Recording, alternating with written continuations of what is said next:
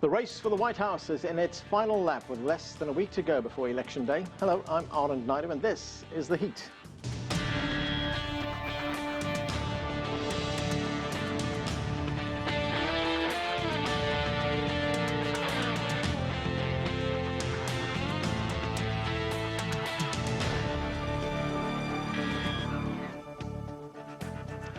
US President Donald Trump and his Democratic challenger Joe Biden held dueling rallies Friday in battleground states as they each make their case for last-minute votes. Nearly 90 million Americans have already cast their ballots in the closely contested state of Texas. More than 9 million people have voted, surpassing the total turnout from the 2016 general election. To talk more about the presidential race, let's bring in our panel. All of our guests joining us here in Washington, D.C. John Sitilides is a geopolitical strategist with Trilogy Advisors. Steve Chaggaris is an analyst and political editor of Al Jazeera Online. And Joseph Williams is senior news editor at U.S. News and World Report. Welcome to all of you to the show. And John Sitilides, let me start with you. And that number that I just mentioned there in the introduction, 90 million Americans have already voted.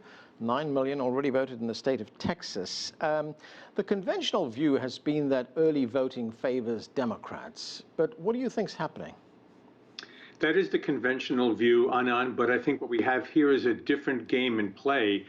Traditionally, Democrats vote when it comes to the mail-in ballots in substantial numbers. But what we have in this case in many states, including in the battleground states, is a large number of voters that are in-person voting for the first time because of the COVID lockdowns and the concern there for medical safety. And that leans Republican potentially. So yes, we have a very large number of early votes, but we're not able yet to discern which of these break for one party or for the other. Are there any indications at this stage, because some of the state parties are giving us some idea of who's voting for who, do we know how these things are breaking? We don't, and we shouldn't. That's why we have Election Day. The voting the counting of the votes has begun in several of the states, but this really all comes together on Election Day. But I think, Anand, the concern is what happens when many of these states are unable to count all of the votes. And then, of course, we have this new potential monkey wrench in the process of a number of mail-in ballots that are sent in on Election Day and can be counted for 3, 6, or up to 9 days after Election Day. And especially in battleground states, we may face a situation where we don't know who the president is into mid-November. John, one other thing, and that is there's some analysts who are saying that there could be, or there would be rather, a huge surge of Republican voters coming out to vote in person on Election Day. Do you agree with that? I don't know if one can agree or disagree. I mean, again, this is a whole new ballgame in so many ways, and I think the response to the COVID pandemic really has created a new set of rules. There is apparently going to be a significant Republican surge based simply on the momentum of the Trump campaign. I believe President Trump has 17 events in the last 4 days in many of the battleground states. Biden only has about 7, and then he'll be barnstorming all day in Pennsylvania on Monday. But the sense is that Republicans traditionally adhere to voting in person on Election Day. The momentum right now is on President Trump's side. And in many of these battleground states, Anand, Trump is believed to still have room to grow. There are large numbers of rural voters who either haven't voted in many cycles or have never voted for a Republican before. And there's a major push, a very aggressive ground game by the Trump forces, and really a lack of a similar ground game by the Biden forces in these states. Okay, at this stage, let me bring in Joel Rubin. He is a Democratic strategist and former Deputy Assistant Secretary of State with the Obama administration. Joel, nice to have you on the show. We've just been talking about the high number of people who've already voted in this election, 90 million so far. It's just a few days left for voting, and we see these record numbers. In fact, Politico, the political newspaper, reported that Democrats have opened up a yawning gap over Republicans in 6 key swing states. Does this bode well for Joe Biden? Well, it's an amazing turnout that we've seen so far, Anand. Nearly 2/3 of the votes that we had in 2016 will have been cast by 2020, in 2020 by Election Day. And that is remarkable. And we do see the Democratic votes are being turned in at a higher rate than Republican votes. And if there's any indication about the popularity for each nominee in each party, we can guess that Joe Biden is getting more votes at that stage. But it's very important to point out as well, and I want to comment on this, mail-in balloting is legal. It is normal. It has been done for decades in the United States. Mail-in ballots traditionally come in along the days after the election day, and it is not anything strange for us to have elections where votes continue to be counted. That's how our military ballots are sent in. They're sent in by mail. Sometimes it takes up to 3 weeks to process them. This is normal, and what the Trump administration and what President Trump's team is trying to do is to say that mail-in ballots don't count. And that's just not true, that's not historical, and that's not constitutional. All right, let me bring Steve Chaggaris into this conversation. Steve, as John told us a moment ago, President Trump will be holding 17 events in the last 4 days before the election. Here is the president at the White House speaking just before leaving for a campaign stop in Michigan. Let's listen. We're doing a lot of traveling. We'll be doing a lot of rallies. We have some big ones. We're having a problem with some people in Minnesota where they have a cap because Biden goes there and he can't draw flies. He can't draw anybody. Gets a few cars, I guess, and they honk their horn. We've got the biggest crowds in the history of politics. So, Steve, in addition to Michigan, where is President Trump focusing his energies in these final days of the campaign? Where is he most vulnerable right now?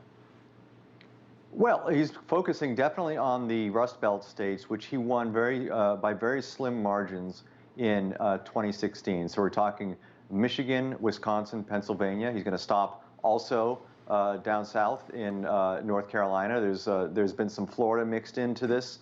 He was there yesterday. These are states that he needs to win. You have to understand that Trump won with 306 electoral votes. So he can lose a couple of states here. But if he loses more than a couple of states, he's in big trouble. And so right now, polling is showing Michigan, Wisconsin, Pennsylvania looking okay for Biden. Obviously, it's just polling, and we don't know exactly what's going to happen by Election Day. But those 3 states, if Joe Biden can take those 3 away from Donald Trump, the game's over. And so you're going to see him spending a lot of time in those places, and you see Joe Biden spending time in those places as well. So, Steve, what about Florida? It has a high number of electoral votes, 29. Does that factor into the calculation in any way? Sure. So if Biden wins in Florida, it makes his path to 270 electoral votes a bit easier. If Trump wins, it gives him a real path to continue forward. But if Trump loses, it's not a good thing. I mean, he has basically 36 electoral votes to play with, assuming that he doesn't flip any states that Hillary Clinton won in 2016, even though Trump is trying very hard to flip New Hampshire and to flip Minnesota. Assuming he doesn't do that and loses Florida, then that means he's got one more state, basically, to hang on to that he won in 2016. And it's a big state, 29 electoral votes. It's very, very important, almost more important for Trump, because if he loses it, I think his paths to 270 narrow significantly. Joseph Williams, of course, everyone is following the polls very closely, and we're looking for some signs of where this could be going. We've seen some polling in the last few days, or the last few weeks really, which shows us some kinds of shifts in voter preferences in states like Texas, Arizona, and even in the state of Georgia. These are, or have been up to now, Republican strongholds. But when we see these polls move in another direction, what does it tell us? It tells you that the demographic shift that Republicans seem to be concerned about is already happening. You've got a lot of people moving to the Sun Belt. You've got a lot of immigrants who are coming to those states. You have a lot of Latinos who are really hearing the president's message and not liking what they hear. And certainly in Georgia, Georgia's a large African-American population, perhaps one of the largest in the United States, and a lot of people there are mobilizing. Stacey Abrams, the first African-American candidate for governor in Georgia, nearly pulled it off, save for some 500,000 votes. So that alone tells you that a state that has not sent a representative to Congress, a Democratic representative to Washington, is in play. And anytime you have, it's not certain rather that any of those states will flip to Joe Biden, but anytime you have a party spending resources in places that they automatically had considered assumed in their column, that's not a very good sign for where those states are. Certainly, we have a lot of demographic shifts happening. The COVID crisis has made a lot of people mobilize, and the Clinton run for president in 2016 helped a lot of people on the ground start organizing in Arizona and in Georgia, as well as other states that typically were Republicans wanted to keep in their ledger. Joel Rubin, there was a report in CNN, and according to CNN, there are 4 key states, Florida, North Carolina, Nevada, and Iowa, where Republicans are closing the gap. How worried should the Biden campaign be? Well, we certainly should be worried. The Biden campaign, when watching it, is not taking any vote for granted. And the candidate and many surrogates are flying around to these battleground states. But I do want to comment on Georgia as well. There are 2 significant Senate races in there, and much of the energy there, as well as in Texas, is on these down ballot races where Joe Biden, he smells blood. He sees where the action is and where it's trending in these states. And for example, Joe Biden is up by 20 points amongst women. He's doing very well in the suburbs. So this is not just a base election right now. He's really queuing into the middle of the road voter who is undecided typically in these presidential elections and is trending towards Joe Biden because of the pandemic, because of his messaging, because of his approach to governance. And that could very well impact many down ballot races as well. And that's why it's closing gets Joe Biden nervous, but it also motivates many Democrats, as we're seeing in these swing states. John, what do you make of the fact that in these states like Georgia and Texas, the former vice president appears to be getting more votes than he would have normally? There's clearly a demographic shift taking place in these states and other parts of the U.S., but I think it's way too early at this point to predict that either of these states would flip for the Democratic nominee. Arizona, I think, may be the first one to go Democratic. I think Texas is pretty much a lock, and Georgia's probably in the middle. I think also, just as Biden is looking to see where there are advantages in formerly, Republican strongholds that are weakening, the fact that Joe Biden is in Minnesota at this point should be very troubling. Minnesota hasn't voted for a Republican candidate for president in almost 50 years, since the 1972 Richard Nixon electoral landslide. So he's going there at the last minute, and I'm actually wondering there's a little bit of a different dynamic here, and it's the Kanye West effect. Kanye West is actually on the ballot in Minnesota, as he is in, I think, 10 or 11 other states. But there's a potential sliver of the traditional democratic demographic that would normally go for Joe Biden that may be slipping away, and Biden's got to go back there and fight for that state.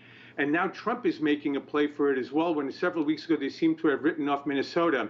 And if Minnesota, by some miracle, flips to the Republican side, that's a net 20 electoral vote gain for Trump. And that's a huge calamity for the Biden campaign. And John, what do you make of Steve's analysis earlier on that if President Trump is to stand a chance, he would have to get Pennsylvania, Wisconsin, and Michigan? I don't know that he needs all 3.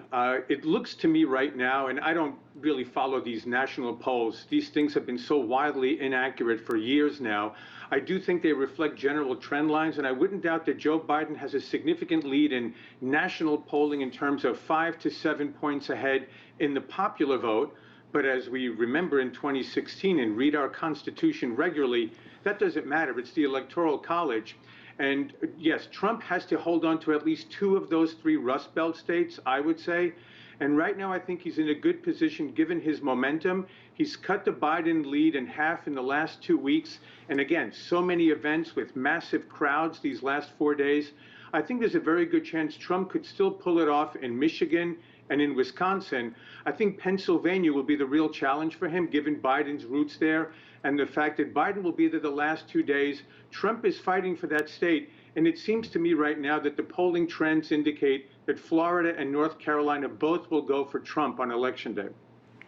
Steve, what do you make of the third-party vote? John was talking about it a moment ago, the votes that might go to Kanye West. Could that undermine the Biden chances?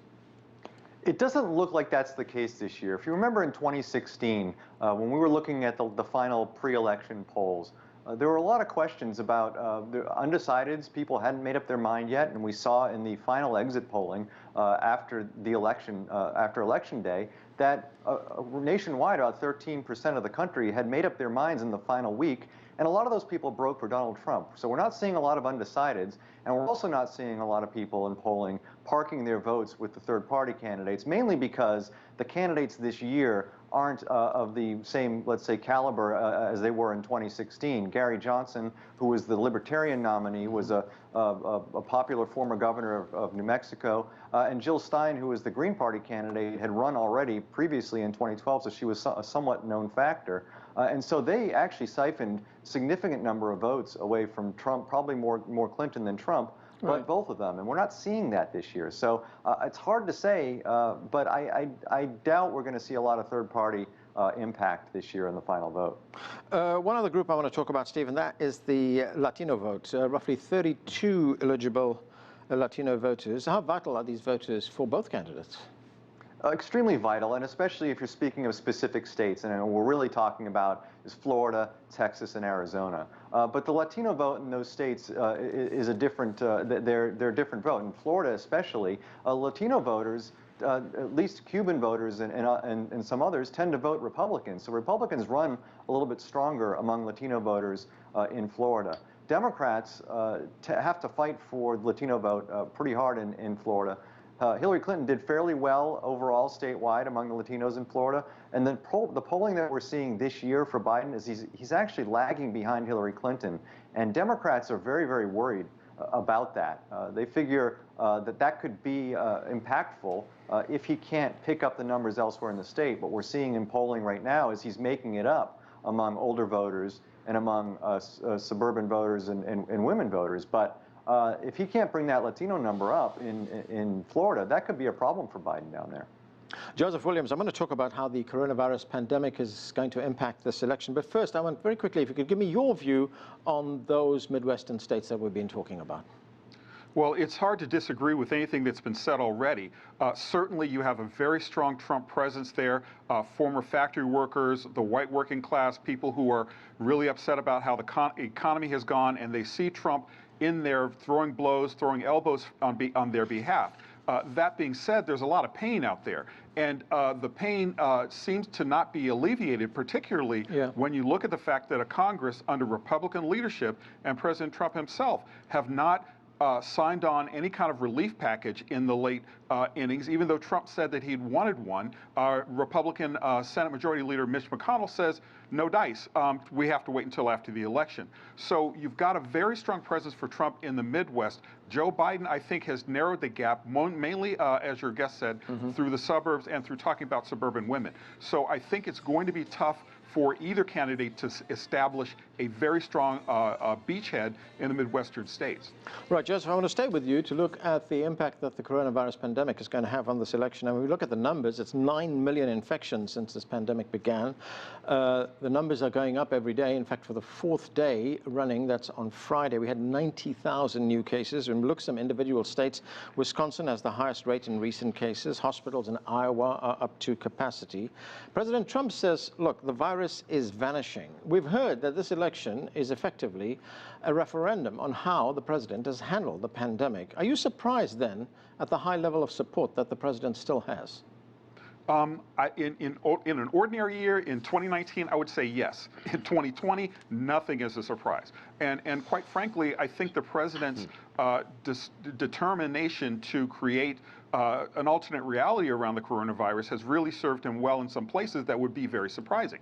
I mean, if he behaves normally, if he acts normally, if he has a rally at the foothills of Mount Rushmore, that speaks a lot. That's a lot of really election campaign engineering, and the fact that masks have been made a political issue. Right. President Trump himself has talked about wanting to wrestle the virus to the ground, and he himself says that he's done it. And among his true believer supporters, that's a fact. That's a known thing. And it's a little disturbing that we have such a great divide on the virus, particularly when you have 1,000 people dying per day, 1,000 people per day. Yeah. And we're at numbers we haven't seen since the early start of the pandemic. And you have voters in places like Georgia lining up around the block, keeping socially distant, because the virus is taking a longer time for you to cast your vote. You have to wait. They're only allowing a certain number of people inside precincts. So I think it's having a definite boosting effect among his supporters because he's very much created this narrative that he's got it under control and he himself has managed to beat the virus back. But also, I think it's been a rallying cry for black voters, mainly because the pandemic has been unequally ravaging their communities. And so you see the determination in people lining up around the block and waiting 5, 6, 7, 10, 12 hours even just to make their votes known because they're so irritated and upset and enraged at how this virus has been handled. Joel Rubin, here is Joe Biden talking about the pandemic and Trump's handling of the outbreak. Let's watch this.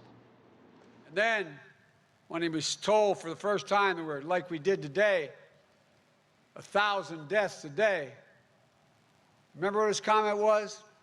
He said, "It is what it is."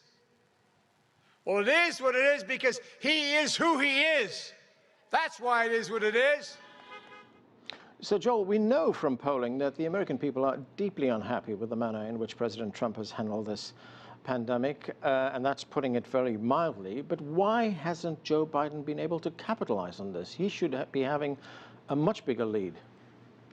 Well, Joe Biden has a lead of 7 to 10 points nationally, and even 4 years ago, the national polls were correct on the overall number of votes and of support for Hillary Clinton, even though she lost on the Electoral College. So clearly he has a lead.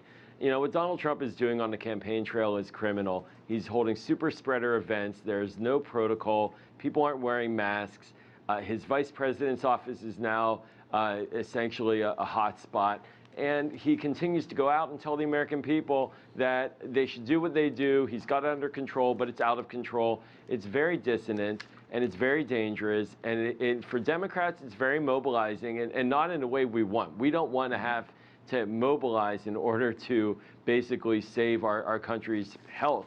But that's what it is. And the president's failure in this is cataclysmic. And Joe Biden, he's doing quite well in making the argument that his #1 priority will be to stop this virus, while Donald Trump's saying the virus doesn't exist.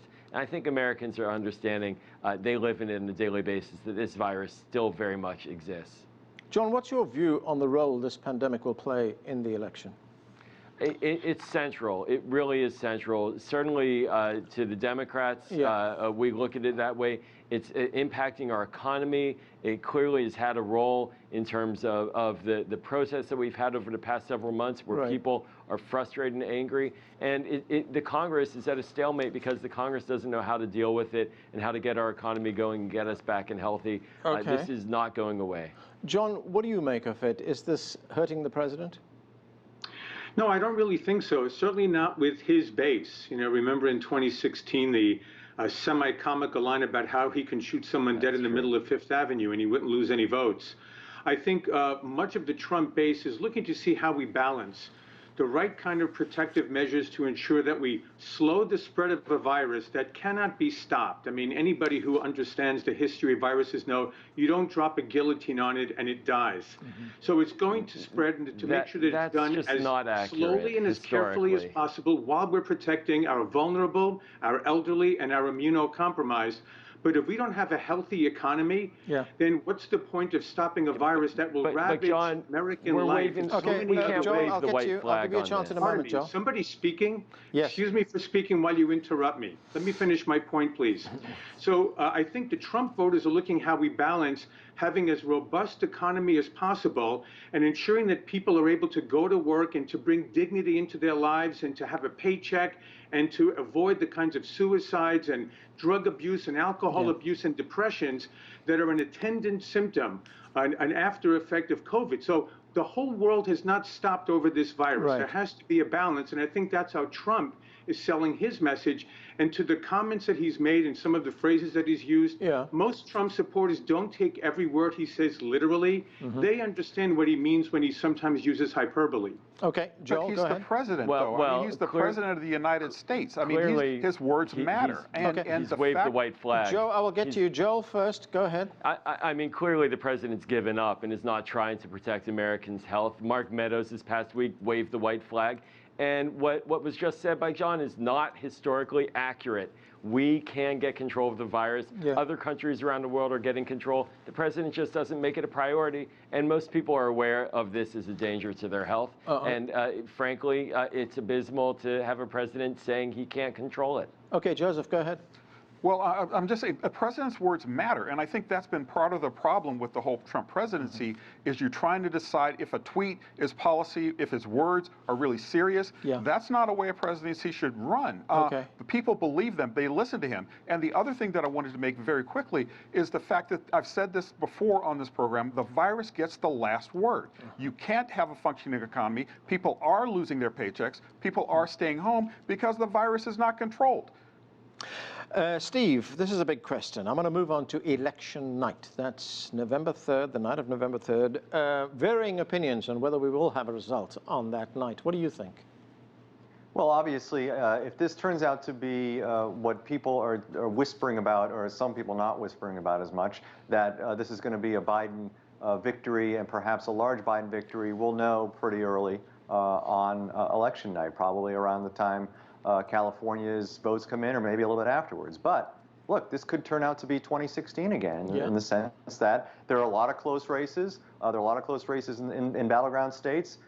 States are not going to be called as long as the vote counting is slow, or we're not getting a clear sense of who's ahead. And if that's the case, and we're talking about multiple battleground states in which the count does not show who a clear winner will be, then we could be up very, very late, or we could be waiting a day or days or longer than that to find out who the winner is. It's just, at this point, it's hard to say. I think if you were going to look at the polls and make a call, we'll probably know on Tuesday night. But polls have been inaccurate before, so we're all just going to be holding our breath, I think.